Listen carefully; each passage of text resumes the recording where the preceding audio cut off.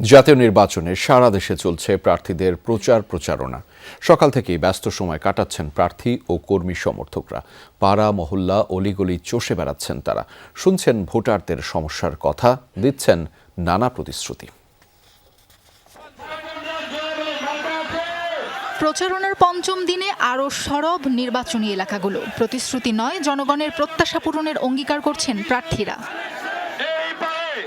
ঠাকুরগাঁও ১ আসনের বেগুনবাড়ি পাইকপাড়া ও পূর্ব বেগুনবাড়ি এলাকায় নির্বাচনী পথসভায় যোগ দেন বিএনপি মহাসচিব। বলেন, এবার প্রতিযোগিতা নৌকা আর ধানের শীষের মধ্যে না, তাই এবারের নির্বাচন একটু ভিন্ন। বিএনপি জিতলে সাম্প্রদায়িক সম্প্রীতি রক্ষা ও দুর্নীতিমুক্ত দেশ গড়ার অঙ্গীকার করলেন মির্জা ফখরুল ইসলাম আলমগীর। চাকরির জন্য আমরা ঘুষ নিব না, নিতে দেবো না কাউকে।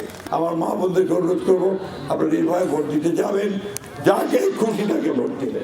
দেশের মালিকানা জনগণের কাছে ফেরত দিতে হবে, এমন প্রত্যয় নিয়ে কক্সবাজার ১ আসনে প্রচারণা চালাচ্ছেন বিএনপির স্থায়ী কমিটির সদস্য সালাউদ্দিন আহমদ। বাংলাদেশের ইতিহাসের সবচেয়ে গুরুত্বপূর্ণ নির্বাচন, সেই নির্বাচনে আমরা দেশের শক্তির পক্ষে থাকি।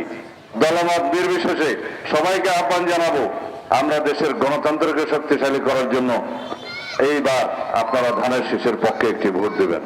ফেনী ৩ আসনের মানুষের জন্য কাজ করার আকাঙ্ক্ষা নিয়ে ভোট চাইছেন বিএনপির ভাইস চেয়ারম্যান আব্দুল আউয়াল মিন্টু। জানান, উন্নয়নের ক্ষেত্রে স্বাস্থ্য, শিক্ষা, কৃষির উপর বাড়তি নজরদারি থাকবে। একই আসনে লড়ছেন জামায়াতের প্রার্থী ডাক্তার ফখরুদ্দিন মানিক।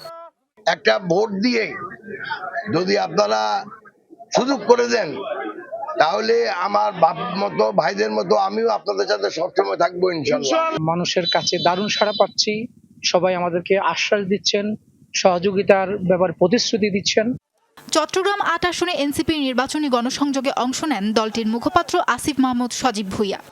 আমরা যদি এই চাঁদাবাজদের, এই সন্ত্রাসদের আর না দেখতে চাই, তাহলে আমাদেরকে এবার রাজপথে নয়, এবার ব্যালটে বিপ্লব সাধন করতে হবে।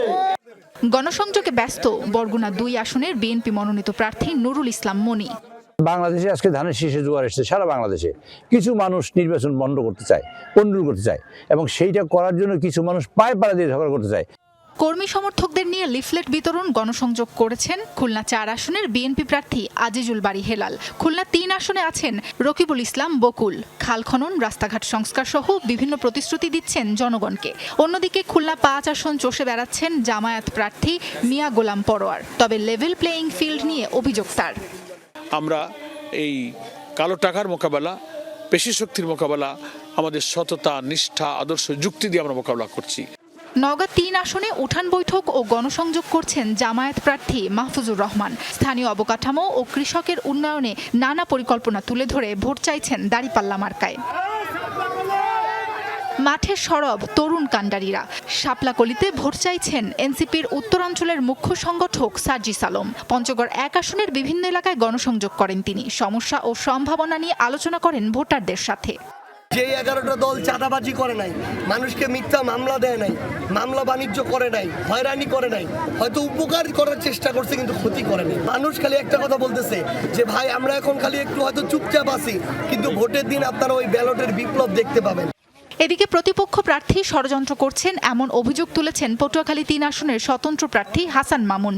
একই আসনে নির্বাচনী জনসভা করেছেন বিএনপি জোট সমর্থিত প্রার্থী ও গণ অধিকার পরিষদের সভাপতি নুরুল হক নূর। ঝিনাইদহ ৪ আসনে ধানের শীষের প্রার্থী রাশেদ খান গণসংযোগ করছেন নির্বাচনী এলাকায়। বলেন, জনগণ ধানের শীষে ভোট দেওয়ার অপেক্ষায়। একই আসনে কাপ পিরিচ মার্কা নিয়ে লড়ছেন স্বতন্ত্র প্রার্থী সাইফুল ইসলাম ফিরোজ। নোয়াখালী ৬ আসনে ভোটারদের দ্বারে ঘুরছেন এনসিপির সিনিয়র মুখ্য সমন্বয়ক আব্দুল হান্নান মাসুদ। পথসভায় এনসিপি, জামায়াত সহ ১১ দলীয় জোটের নেতাকর্মীরা অংশ নেন। সাবরিনা লিজা, যমুনা নিউজ।